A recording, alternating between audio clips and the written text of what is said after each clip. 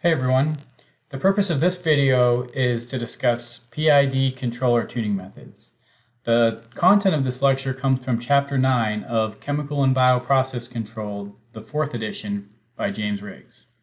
So what tuning a controller or tuning a PID controller means is finding the best values of the gain, the reset time, and the derivative time constant. When we tune a controller, there's often multiple things that we need to consider. One of the most important things is the process or the controller performance, which is minimum variability between the set point where you want the process to be and the actual value of the control variable. Also, it's important to maintain reliability in a given process. So what we've seen before is that the gain, reset time, and derivative time can affect the stability of an overall process. So we want a process that has minimum variability, and we want a process that remains stable, especially upon large disturbances. In this lecture, we'll look at so we'll look at 4 to 5 methods, and these are either classical methods or theoretical methods of tuning a controller. The important thing, though, is that what you'll need to do is take these methods that we talk about and practice these methods using either labs or simulation software, such as the Control Station Loop Pro Trainer, one of the softwares that we use in this course. So I want to start by giving you a quote from a famous baseball player, Yogi Berra. One of the things, he had many yogiisms. One of the things that he said that's really important for us, especially as engineers, is that in theory, there is no difference between theory and practice. In practice, there is.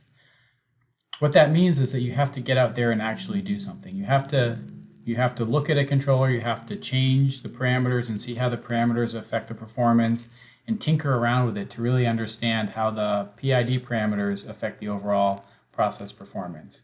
But theory is useful because it equips you with information to know how to change the parameters, whether you want to increase the gain, decrease the tau I, add the derivative term, for example, to a given process. So the theory is important, but it's really essential that you get onto that simulator software and run through some of these tuning methods. The first tuning method that I'm going to talk about, and we're going to skip over fairly quickly, is controller tuning by pole placement. So pole placement is a theoretical approach that's based on ideal models. What we've seen in previous chapters is that we can determine what the damping factor, the time constant is for a theoretical process. When we add a controller to a process, it affects the overall stability. We saw that in Chapter 7 and 8. So it's possible to design a process and select controller settings so that we achieve the dynamic response just using theoretical models and selecting the values of Kc to achieve a given performance metric that we'll discuss on previous slides.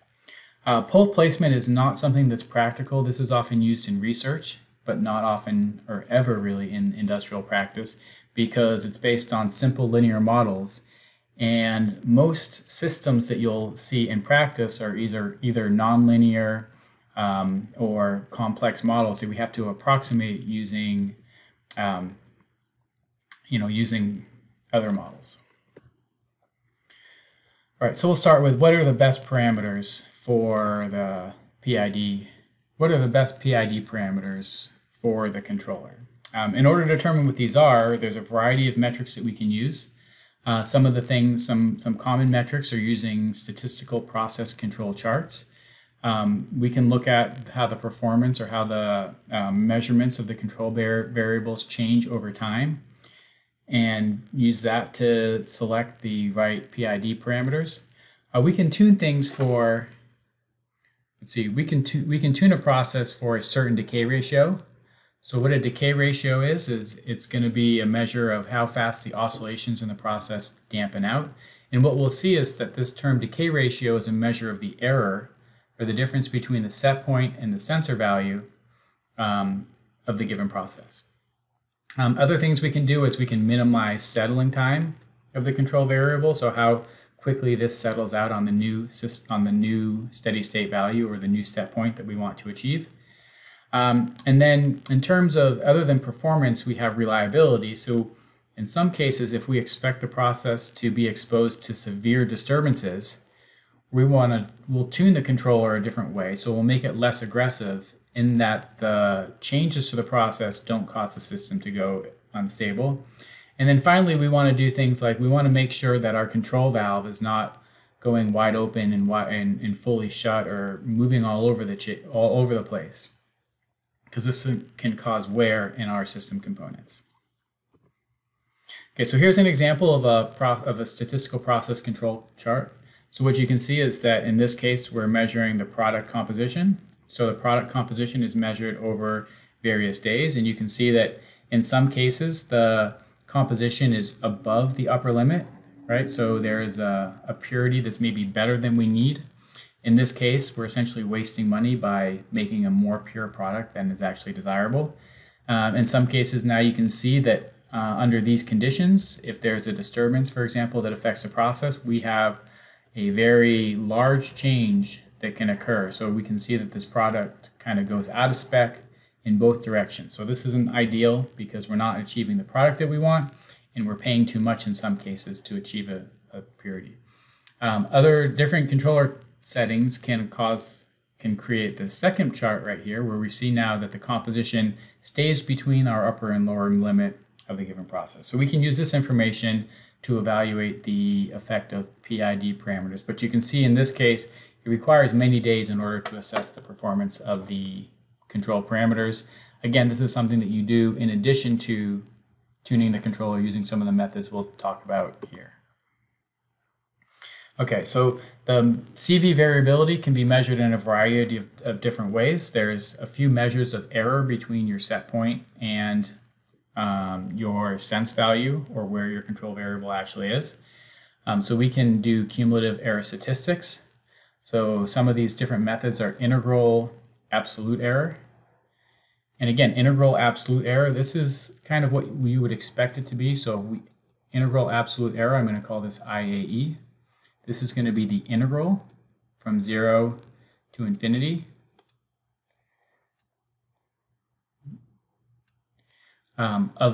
integral of the absolute error. So the absolute error is going to be the absolute value of the specified value minus the sensor value dt. Okay, so again, we have to use the absolute value because the errors can be positive or negative, and if we don't use the absolute value, they can cancel each other out. So the integral absolute error tells us what's essentially the cumulative error in the process. We can also use other types of errors. Another one is called integral squared error, ISE. And so again, ISE is what you might expect. ISE is the integral from 0 to infinity of, now instead of the absolute value of the error, we're going to look at the square of the error dt.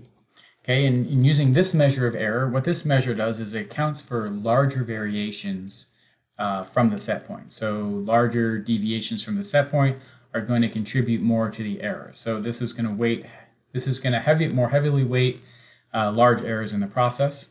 Okay, so that's ISE error. There's two more errors that are useful depending on how you want to weight the error. There's integral time absolute error. And again, this is something that you can probably determine what it is. So it's the integral from 0 to infinity of time times the absolute value of the error dt. Okay, and again, this is going to weight errors that occur in later time more heavily. So if we have large errors that occur at later times, we're going to weight those more in this error calculation. And then finally, the last measure is we have integral time square error. And I'm going to let you figure out what that is based on the information we've talked about so far. So these are 4 different measures for calculating error. Each one is going to weight different things, whether it be large errors, errors that occur in later times after the set point was made, etc. One point that I want to make in terms of when you're actually evaluating the error is because there's noise in the process, the noise can add to the error. So when you're calculating the error for, let's say, a given change is made to the process, it's important to calculate the error from the time in which the change was made, and then you should probably stop your integral once your process is settled out. And by your process settling out, you can take that to mean that your error, or that your deviation in your sense value falls within the error of your sensor. We can also use standard deviation to measure CV variability and statistical process control charts like we talked about previously. Okay, so here let's look at some different types of control responses that can be achieved for closed loop feedback control with the controller. So in this case right here, if we look at this first figure shown here, A, in this case right here, what we see is that when there's a step point, right here we have a step change made to the set point, and then the process is going to respond as shown here. So in this case, there's no oscillation, but what happens is because there's no oscillations, the process is responding slow. This is called a critically damped process because it doesn't overshoot and it's responding as quick as possible without overshoot. The primary error that occurs in this case right here is going to be this region in between the set point and the sense value. Okay, as you again increase the aggressiveness of the controller, it's going to cause there to be oscillations occurring. So again, we're applying a step change as shown here, and then we're measuring the response. And so now in this case, you can see that there is a little bit of overshoot shown up here. Okay, and so then the process is going to oscillate and drop below the set point, and then it's going to overshoot again and then eventually settle it out. So in this case, we can evaluate the performance based on the decay ratio, which is the second peak to valley over the first peak to valley. In this case, it's a very small decay ratio. But what you can see now is the error comes from, in this case, the initial time that it takes to reach the set point, and then the oscillations that occur in later times. Okay. Overall, this is going to have a lower error compared to here, which has a lot of error between the initial step change and the sensor response.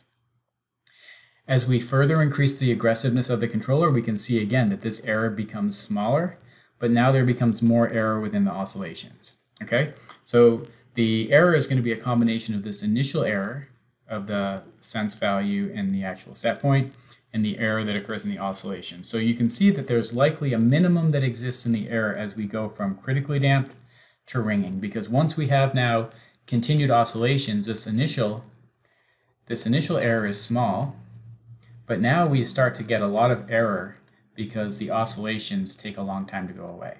Okay, so in this case, we expect a lot of error here, smaller, maybe smaller, about the same, and then more error. All right, so now if we do, let me erase some of these things. Okay, if we look at this chart right here, so this is table 9.1, what this shows is that for given decay ratios going from 1 over 1.5 or 1/2 to 1/10, so these are high decay ratios, small decay ratios, almost critically damped is down here. We can calculate the integral absolute error, the integral time absolute error, the integral square absolute error, integral time square absolute error. And we can see for all of these cases, for a decay ratio of about 1/4, which is quarter amplitude decay, we have about a minimum in the error on the process. So oftentimes, systems are tuned for what's called QAD, which is the minimum error in the given process. QAD, or tuning a controller for QAD, often makes the process fairly aggressive. So if we look at this figure right here, figure C, QAD, we see there's quite a bit of overshoot and then it settles out fairly quickly. If the process is nonlinear and it's subject to severe disturbances, this overshoot can become really high, and oftentimes that can cause your process to go unstable. So more often systems are tuned for something more like 1/6 decay ratio, which is a little bit conservative, but you can see also that the error in general is still fairly low relative to, or compared to the QAD. And then as you go to smaller decay ratios, your error gets higher. As you go to larger decay ratios, your error gets again higher because of the sustained oscillations. So again, this shows why decay ratio can be used as a measure of performance assessment. I want to point out that we want to define decay. We're going to define decay ratio to be first peak to valley. So this is decay ratio, or peak to valley 1. Here's peak to valley 2. So the K ratio is going to be this distance over this distance. Some people like to use the K ratio as overshoot, second overshoot over first overshoot. This can be problematic because sometimes you might have a response that looks something like this. And you can see here in this case, there's no overshoot. But what you can tell from here is that you can still calculate a K ratio by looking at peak to valley, peak to valley. Okay, so we're going to first start by talking about classical open loop tuning methods. So the two classical open loop tuning methods that we're going to discuss are Cohen and Kuhn and Ciancone and Marlin. So these methods calculate the gain, reset time, and derivative time constant a little bit different, but they're all essentially based on a similar method. There are various other open loop tuning methods that are based on the same approach and use different types of correlations and calculations, but if you can do these, you get the general idea. Okay, so how this works is open loop methods, they require you to develop a model of the process, and they require you to develop a first order plus dead time model by doing an open loop test. So when the system is turned on, or when the system is turned on, the controller is turned off, we'll do an open loop test. And so what we're going to measure, we're going to do a step change, and the step change could be the controller output or the input to the process. And then we're going to look at the response of the control variable. So when a step change is made, the system will eventually respond, and then it'll reach a new steady state value. Okay, we can take this right here and we can model it using a first order plus dead time model. Okay, using software, software can oftentimes fit. So the control station loop pro software can fit the parameters for this first order plus dead time. Those parameters are going to be the time or the gain of the process, the time constant of the process, and the dead time of the process. So these can be fit using software, or they can be fit using the method that we discussed in chapter 6 of the same textbook. Okay, so once we do our open loop, once we apply a step change to our controller output in open loop mode, measure the process response, determine these values, we can now use any number of these different types of methods to determine the values for gain, reset time, and derivative time constant. These approaches typically use correlations to determine the values of the gain, reset time, and derivative time to achieve a specific criteria, and oftentimes the preset tuning criteria that are used in these correlations and calculations are quarterly amplitude decay, so these should be fairly aggressive tuning parameters. So we're going to look at Cohen and Kuhn first. Again, from our first order plus dead time model, we have Kp, tau p, theta p. Now we can use these terms to calculate the gain, reset time, or the derivative time constant. So before we do that, we have to first decide what type of controller that we want. In some cases, we can use P-only control. Some of those cases would be when we don't care about offset, or if we have an integrating process, for example. Then we can calculate only the gain because that's all we need using this equation. So here we're just sort of plugging and chugging. In some cases where we care about offset, but the process is fast responding, we can use a PI controller, and this will be about 90% of systems in the chemical process industry. Again, we can calculate Kc and tau I accordingly. And then finally, we can have PID, and PID would be useful if your ratio of the dead time to the time constant is greater than 1. Some people use greater than 0.5. We can calculate P, I, and D parameters using these equations. So again, we have a first order plus dead time model of our process response, and then we just calculate the terms Kc, tau I, and tau D based on the type of controller we need for our process. All right, Ciancone and Marlin is going to be pretty similar, but again, we're going to use correlation functions instead of strict calculations. And again, this is going to be the same thing. We have our first order plus dead time. I want to note that this figure comes from the figures on this slide come from figure 9.32 of the textbook, Chemical and Bioprocess Control. And these figures are for disturbance rejection. They also have figures or correlation functions for if you want to do set point tracking. So sometimes controllers can be tuned for set point tracking and sometimes for disturbance rejection.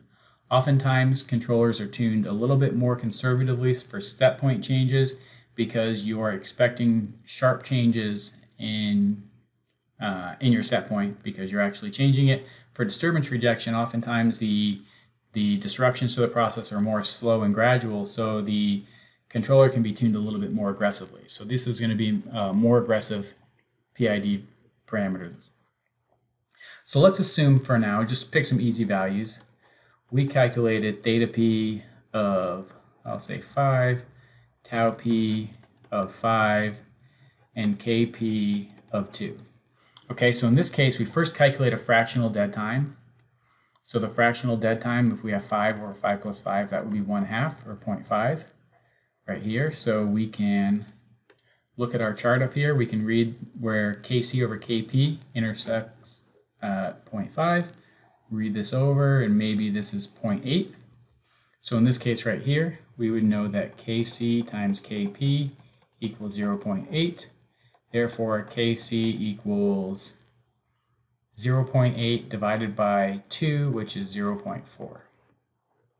Okay, we do the same thing for tau I. So here we have tau I over theta plus. So in this case, we have tau I divided by theta plus tau divided by 10 equals, let's see, where this function intersects 0.5. Over here, it looks like maybe 0.7.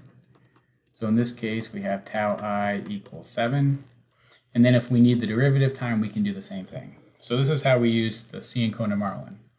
Again, first order plus TED time, fit a model, get Kp, tau p, theta p, and then again, use either the correlation functions or plug and chug to get your Kc, tau I, and tau d parameters. Okay, so the next method we're going to talk about is a closed loop. So Ziegler-Nichols tuning, this is a closed loop tuning process. Again, classical tuning method. So the Ziegler-Nichols method is fairly straightforward. We're going to turn on the controller in P-only mode. That means the derivative time and the reset time should be turned off. So in P-only mode, what we're going to do is we're going to vary Kc. We're going to apply step changes in the specified value of our control variable. We're going to monitor the response.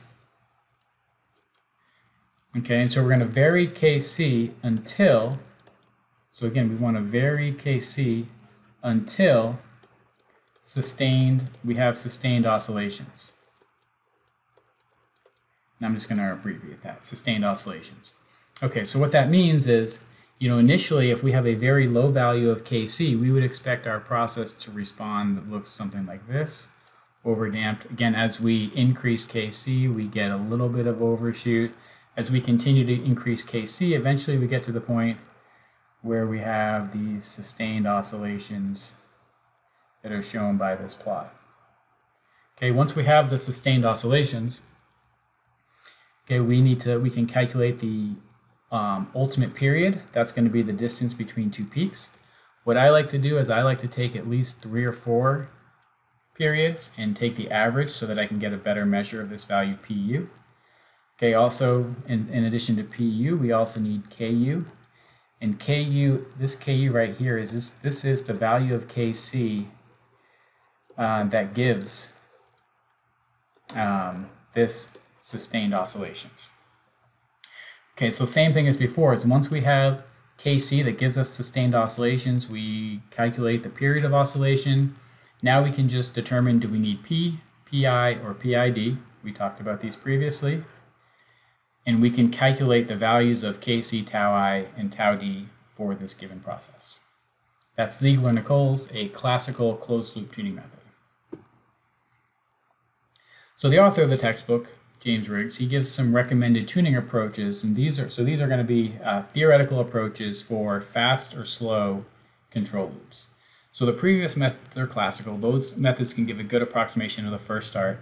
These next methods are going to be approaches, they're theoretical, they're approaches that we can use while we're actually working on the system that we're trying to control. So we're going to make changes to the process, and we're going to see how the system responds to get the tuning parameters that we want.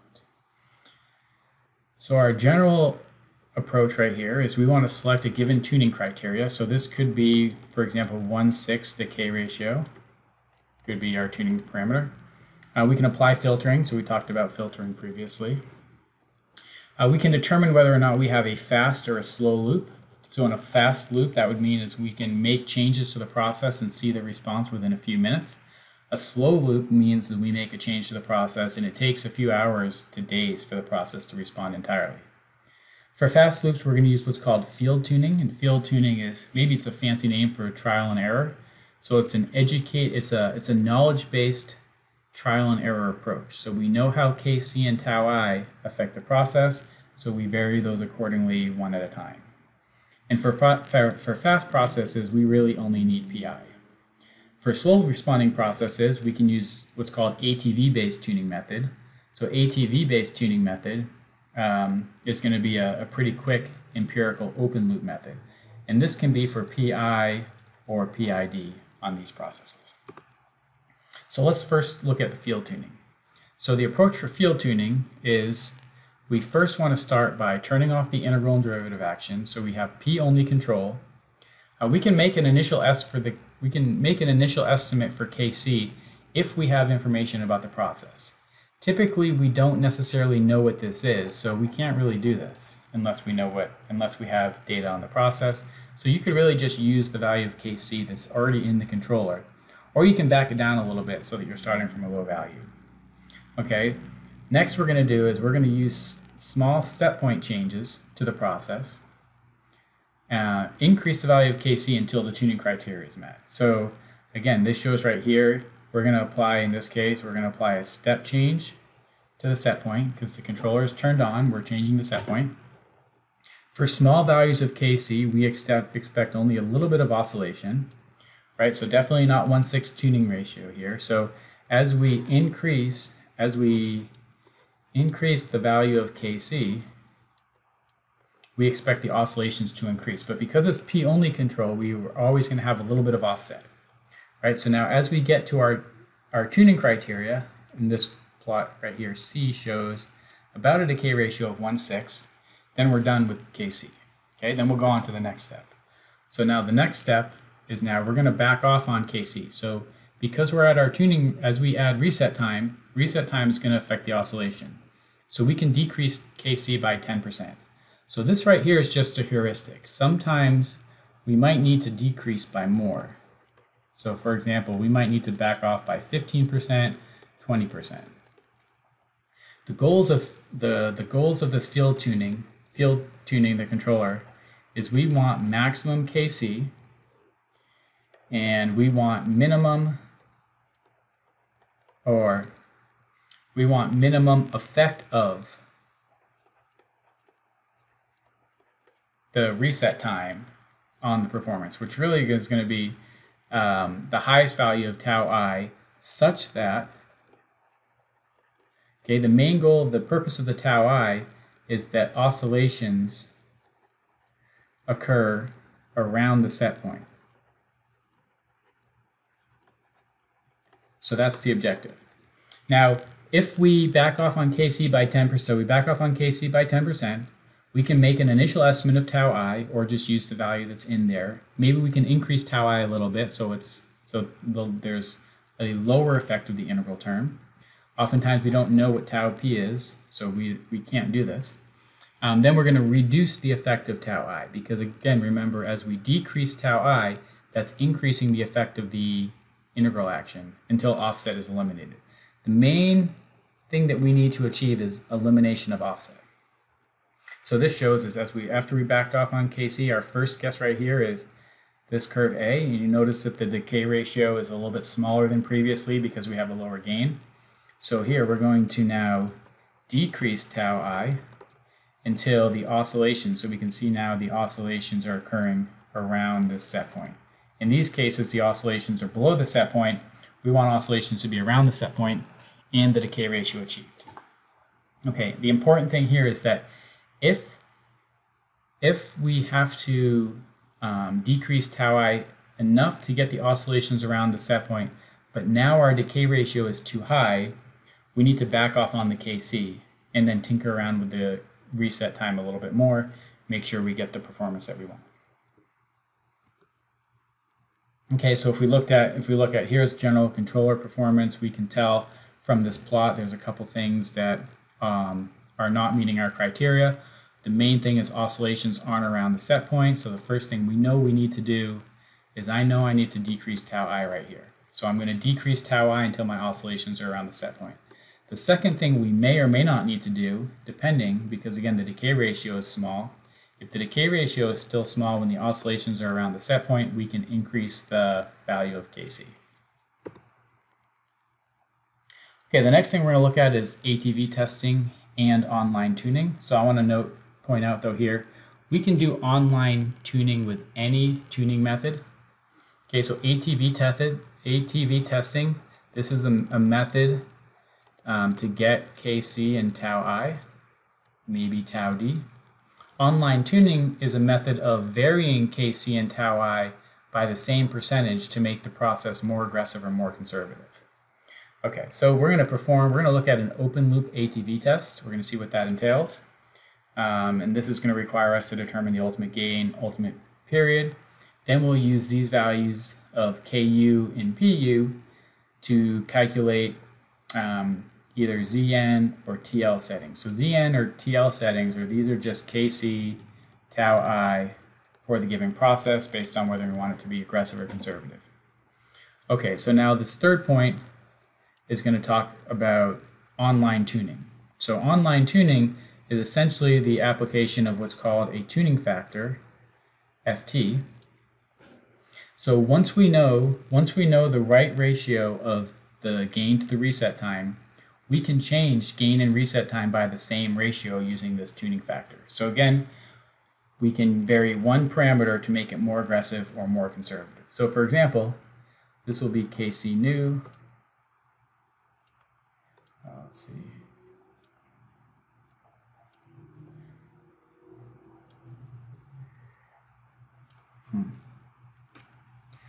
Okay, so this right here is going to be Kc1. We'll call this Kc0, tau I1, tau I0. This is the previous value right here. So let's say we tuned our process using any number of methods, and we have a Kc0 equals 1, and we have tau I0 equals 10. Okay, if we want to make this more conservative, we want to vary these by the same amount. So, or if we want to make this more aggressive, we want to vary these by the same amount. So if we doubled the gain, we also want to double the effect of the reset of the integral term, and to double the effect of the integral term, we would change this to 5. Okay, so in this case, our tuning factor would be 0.5. So values less than 1 make it more aggressive. If we want to make this more conservative, okay, we could decrease this. So we could make Kc1 equals 0.5, so half the value. And if we want to make tau I,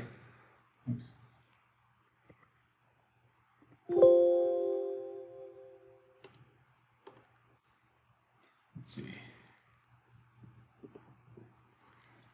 Okay, if we want to make tau I, this is going to be tau I1, more conservative, we would want to double this value, so this would be 20. So in this case, over here, to make it more conservative, Ft would be equal to 2. So high values of tuning factor make your tuning parameters more conservative, low values make it more aggressive. Let's start with the ATV test. So this is how it works in practice. Now again, it's really important to run an ATV test using the control station or other type of simulation software. So the important thing to note is this is an open loop method. Okay, so we're going to turn the controller off, and in this we're going to apply manual changes in the controller output. So we're going to select a value that doesn't cause significant changes in the process but allows us to measure a noticeable variation in the process. Okay, so this right here, C0, is the initial value of the controller output. Y0 is the steady state value for the process. So what we're going to do is we're going to start by stepping the process down. When we step the process down, because this is a slow process, it's going to take a while to respond. So we would expect the process to have a little bit of lag and then start to decrease. As soon as we see the process start to decrease, we want to step the controller up by the same amount. So for example, if this is a maybe H equals 2%, if we step it down by 2%, from this step down, we want to go up 4%. So in both directions, we want 2% above, 2% below. So next thing we do is we step back, we step the controller up. When we step the controller up, what we see is that because the process has lag, it's going to continue to decrease a little bit and then start to increase. Once the process gets to this steady state value, the initial steady state value, right, because it's going to continue to change while we let it, we're going to go ahead and step the controller back down again. Right, this is going to cause the process to want to come back down. But because there's lag, the process is going to continue to change upward and then come back down again. And we're going to do the same thing. When we cross the steady state value, again, we're going to step up. The process is coming down, but the step up in the control output is going to want to cause the process to respond in the positive direction, but it's going to initially decrease and then start to increase again. And again, as it crosses the steady state value, we just continue to step down and step up for the process. When we do that, we establish these standing oscillations, and then from these standing oscillations, we can calculate things like the ultimate period, the period of oscillation. We can calculate the amplitude of the change, and we know how much we change the controller output. Okay, so we can do this approach, and again, this is something that you want to practice using simulation software or lab software. Based on our controller change and our amplitude of the oscillations, we can calculate the ultimate gain. We already got the ultimate period from the period of oscillations, and so now then we can again use Ziegler-Nichols settings for ATV, and these are typically aggressive. So if you have a fairly linear process and you know it's not going to be subject to severe disturbances, that would be the way to go. Or we could use Tirias-Lubin, which are more conservative, and this would be useful if you have a nonlinear process, meaning that depending on where the process is operating, small changes can cause larger small changes in your control variable. Or you expect really large disturbances on the process. So knowing Ku and Pu, we can calculate Kc, tau I for this particular process. So again, as we said, a lot of times Zn are aggressive, so these may be too aggressive in some cases, and TL may be too conservative. We can vary these by using the tuning factor, or you can come up with other settings that are more specific to your process that you're using in your career. So here's the primary advantage of ATV is shown here in this plot, which shows mole percentage as a function of time. So this could be a composition system, composition controller. If we applied an open loop test, shown here is the control variable response. What you can see is that it takes a really long time in order for the process to reach the new steady state, possibly 30 to 40 hours.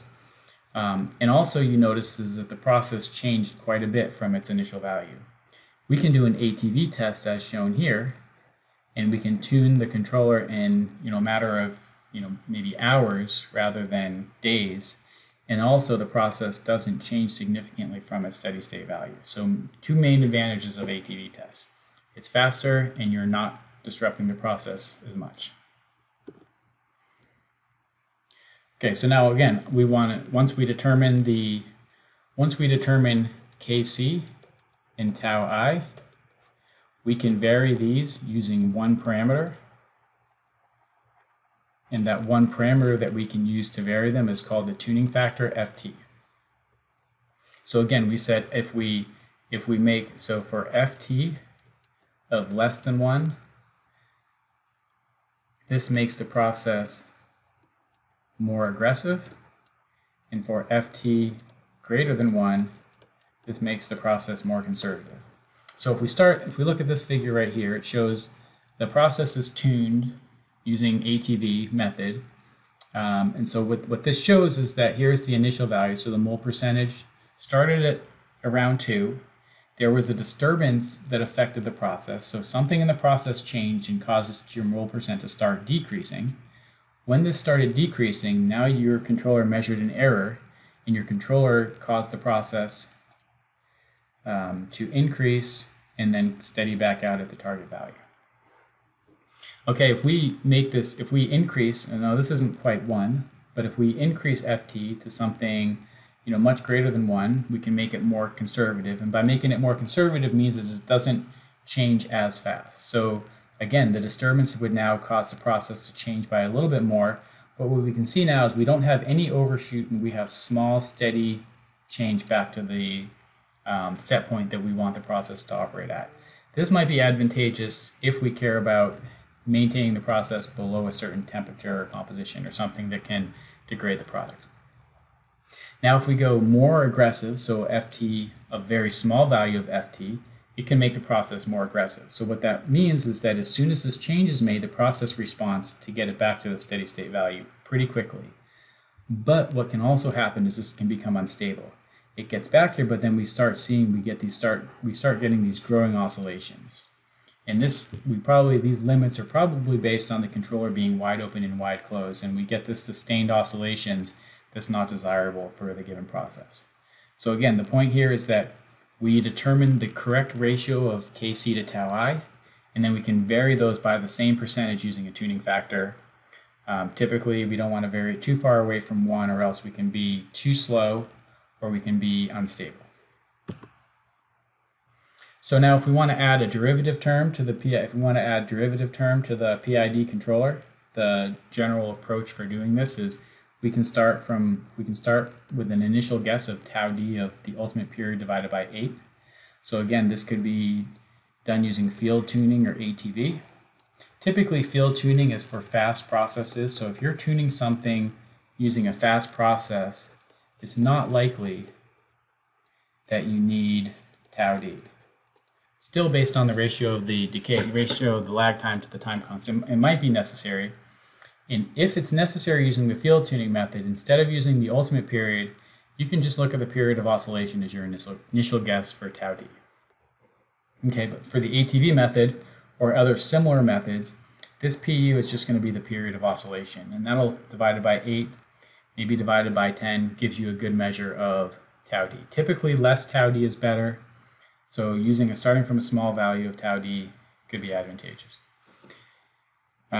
Then again, we have an initial guess for the tau d, period of oscillation divided by 8 to 10. Next we can, next what we do is we want to increase tau d and Kc by the same factor, so perhaps 10%.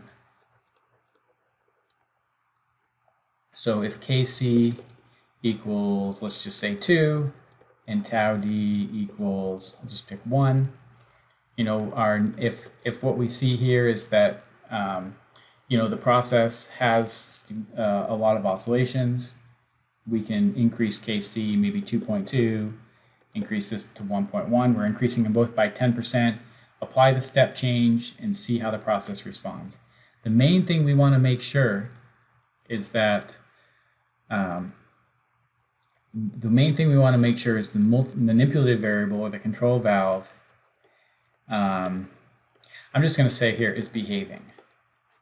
What that means is it's not experiencing large changes. So one of the things that you'll need to look at in the control station software or other simulation software is how does the manipulative variable change when you add this derivative term. Without a derivative term, you'll see that the manipulative variable will undergo very smooth changes. Once you add the derivative term, it's going to start moving around a little bit. So you need to be careful about what the manipulative variable is doing, because too much change in the manipulative variable, for example, going completely shut to wide open, is not good for your process. Okay, so for a slow process, the derivative term can have a big effect on the process. Like we saw earlier, the derivative term reduces the amount of oscillations. It's going to cause less change to the control variable, and it's going to get it to respond faster than just PI control. So it's going to be better for disturbance rejection for certain processes.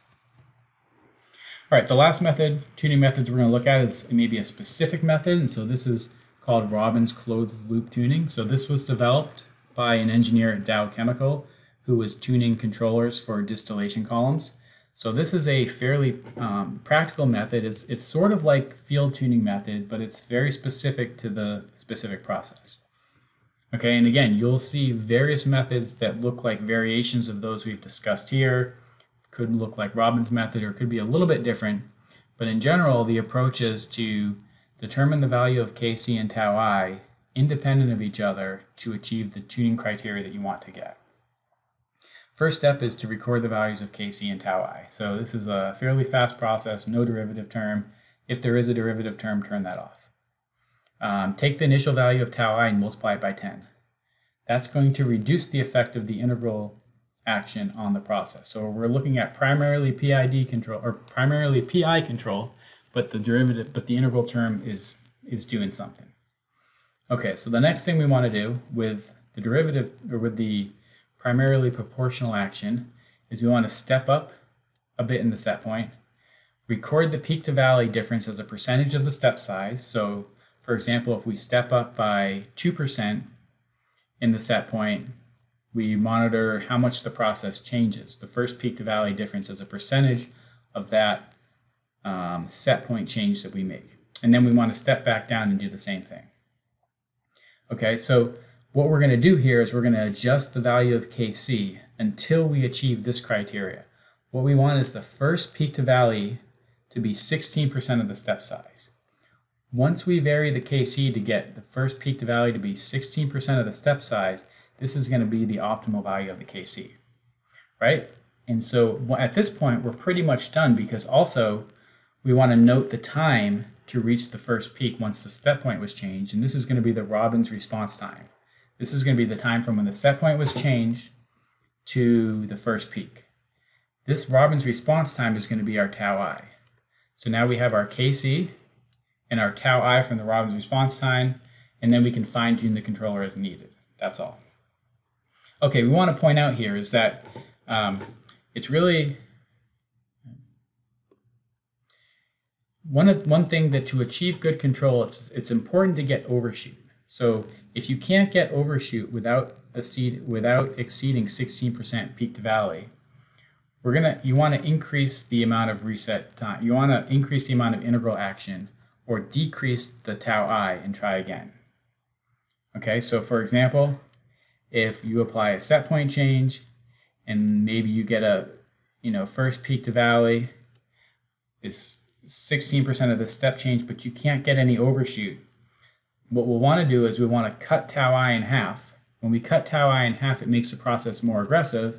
So then again, for the same peak, for the same step point, we might have a little bit of overshoot, and then we can have the peak to valley time. And this will give us our best Kc, and then the time from which we calculate, the time from which we do a step change to the first peak is the Robbins response time.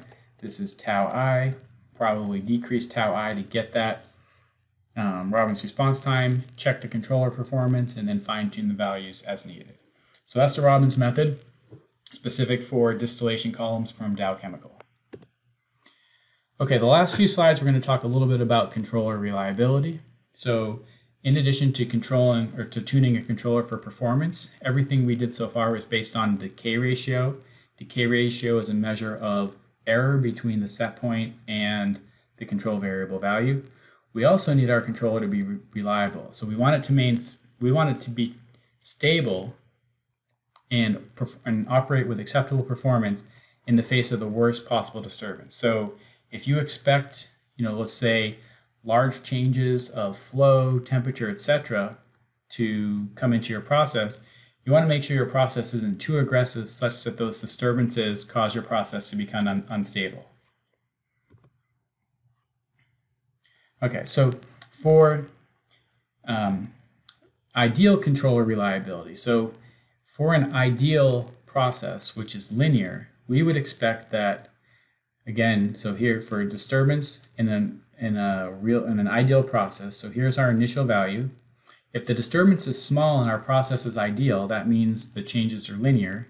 We would expect the behavior to look like this for small disturbances. As the disturbances got larger, we would expect these changes to be linear with the response. So again, no matter how big the disturbance, we would expect the process to eventually stable out because, again, the processes are linear. Large disturbances, linear process, we can have them flatten out. The problem is that most processes are not linear. What that means is that if we cause the set point to vary too far away from the initial steady state value, in this region of the set point, now the controller might be too aggressive. If the controller becomes too aggressive when the process responds this far away, right, the controller might become unstable and respond by decreasing or increasing too much. Okay, so we know that in practice, industrial experience tells us that large magnitude disturbances can cause controllers to become unstable. This is based on the fact that they are nonlinear, complex nonlinear systems. So it's a contradiction to what we saw previously. In ideal processes, these values Kp, tau p, theta p are constant. So for ideal models, we don't change these values. But in real processes, these values of Kp, tau p, and theta p can be significantly different when the process is at a different value. So for example, at a composition of 2%, maybe these values are very different from when the composition is at 3 or 4%. And these variations can cause a different set of controller parameters that should be used under those conditions as well. And so we'll talk about ways of taking care of this a little bit later. So here's an example. If we look at the nonlinearity in a continuous stir tank reactor, again, we're looking at deviation variables. So this would be change from steady state value. Let's just call this maybe 90 degrees C.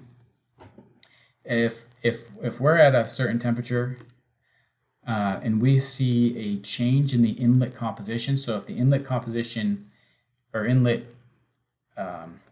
concentration of our reactant increases, our system might respond as shown here. So what we see here is that here's a fairly conservative response. There is an overshoot on the correction, so the disturbance causes the concentration to decrease. The controller causes the concentration to come back up, and we have a little bit of oscillation, but no overshoot.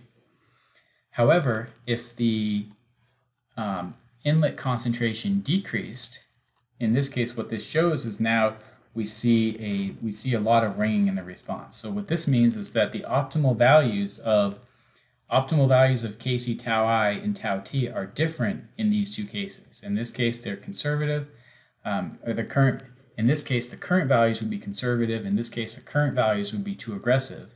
So we would either need to change the controller settings to be a function of what the reaction temperature is, or we need to tune the controller for a more conservative process where it can handle this type of change into the process. Okay, so the controller reliability is determined by a variety of factors, so process linearity. So if a process is linear, we don't need to worry about reliability because it's going to be able to get rid of disturbances fairly easily. We also have to consider the type of disturbance. So for example, it's a change in temperature, flow rate, etc. And then for this disturbance, what is the magnitude, how long does the disturbance last, and what is the direction of the disturbance? So we need to consider all of these things when we look at the reliability of the controller. Ultimately, what reliability means is that we have to back off on the aggressiveness of our controller such that these types of large disturbances don't cause our process to become unstable. All right, so let's look at a few things. So if we know if our process nonlinearity is high, that means the way the system responds is going to vary significantly depending on what is the current value of the steady state or the current value of the control variable. Okay, so if nonlinearity is high, but we don't expect disturbances to be that large, so small disturbances, then we don't need to worry about reliability. Our system is going to be reliable because it's not going to experience large changes. If the disturbance magnitude is high, but the process nonlinearity is low, so if we have a linear process, but it's going to be subjected to large disturbances, our reliability is also going to be good because we would expect the same values of gain, reset time, and derivative time to be required for all of those systems. Now finally, if we have highly nonlinear process that is frequently subjected to large disturbances, you need to redesign your system, or you need to have a really good operator. Both of those can help manage those types of systems. Okay, so let's consider, here's an example. I'll just discuss tuning criteria. What would this process require? Imagine we have a distillation column we have a distillation column, and we are controlling the level in the accumulator, level specified, by varying the flow of the distillate going to a plug flow reactor. How do we want to tune this controller? So things we can think about. Do we need tight control of this level? Is the level in this accumulator important for this overall process? Or would we rather have very small changes? So do we want, essentially, we could have tight level control on the accumulator, or small changes in the distillate flow going to the plug flow reactor. Which one of those two is more important?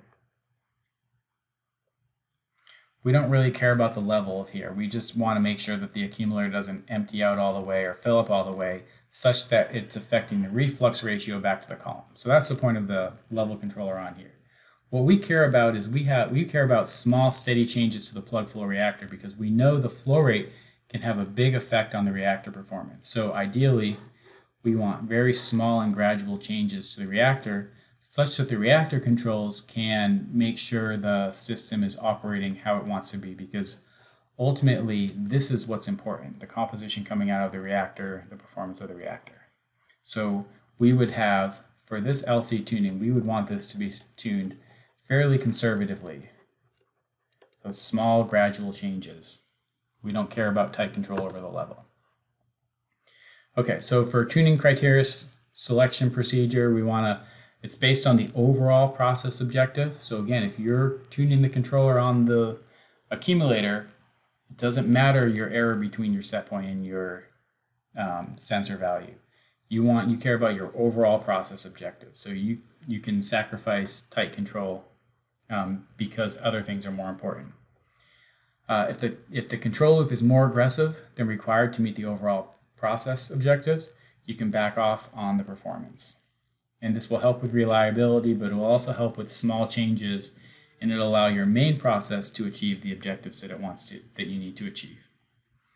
Okay, if the control loop should be tuned more aggressively based on the overall, you can select a tuning criteria that's based on a compromise between performance and reliability. So the main thing is you look at what is the most important tuning criteria and you tune for that. The other things can be conservative. Summary points. So oftentimes we have tuning as a compromise between performance and reliability. As the controller aggressiveness is increased, so aggressive controllers are going to have large KC, small tau I.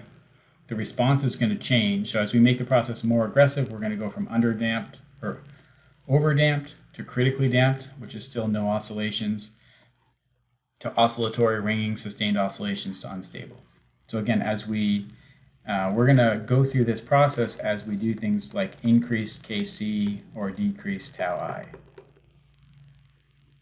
And reliability is based on the process nonlinearity and the type and magnitude of disturbances that you would expect for your given process. So your controller tuning should maximize performance while maintaining reliability.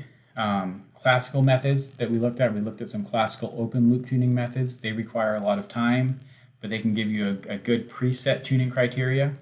Fast loops, you should use the Riggs method or Robbins method. Slow loops, you can tune using ATV methods.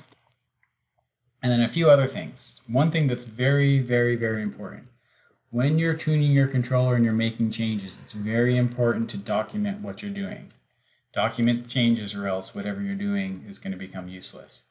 You want to have a plan and make changes systematically. So we spent a lot of time looking at how KC affects performance, how tau I affects performance, etc. High KC, fast response, but it can lead to instability. Same thing, low reset time is aggressive and can also lead to instability. We only want to put the derivative term in to speed up some loops, and again, we want to look at theta p over tau p is greater than 1. Derivative time is not always necessary. And then again, the optimal value of these terms are going to vary widely from one application to another. Use patience and documentation. Again, most real processes are going to have more than one loop. These can compete with each other a little bit. It's fairly straightforward to tune individual loops, but be aware that they can sometimes fight with each other if you try to make them all too aggressive, or if they're not tuned properly, or you have them competing with each other. Later on, we'll look at multiple input, multiple output type systems. Okay, so that's all for this presentation. It's really important that you put this into practice and try something out with that simulator. We'll see you next time.